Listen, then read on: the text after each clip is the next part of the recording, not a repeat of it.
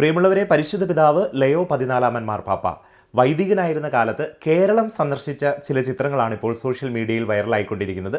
അദ്ദേഹം അഗസ്റ്റീനിയൻ സഭയുടെ prior ജനറലായിരുന്നു. General അച്ഛനായിരുന്ന കാലത്താണ് കേരളം സന്ദർശിച്ചത്. വരാപ്പുഴ അതിരൂപതയുടെ കത്തീഡ്രൽ ചർച്ചായിട്ടുള്ള നമ്മളെല്ലാം കപ്പൽ പള്ളി എന്ന് വിളിക്കുന്ന ദേവാലയത്തിലാണ് പരിശുദ്ധ പിതാവ് വൈദികനായിരുന്ന കാലഘട്ടത്തിൽ, പ്രിയോർ ജനറൽ ആയിരുന്ന കാലഘട്ടത്തിൽ സന്ദർശിച്ചതും. പ്രത്യേകിച്ച് വൈദികരുടെ, മലയാളികളായിട്ടുള്ള വൈദികരുടെ ഓർഡിനേഷന് വേണ്ടിയിട്ടാണ് അദ്ദേഹം കേരളത്തിൽ വന്നത്. എന്തുകൊണ്ടും മലയാളികളെ അറിയുന്ന, സ്നേഹിക്കുന്ന ഒരു പാപ്പായാണ് നമുക്ക് ലഭിച്ചത് എന്നുള്ളത് വളരെയധികം സന്തോഷം നമുക്ക് നൽകുന്ന ഒരു കാര്യം കൂടിയാണ്. നമുക്ക് ഒരുമിച്ച് പ്രാർത്ഥിക്കാം.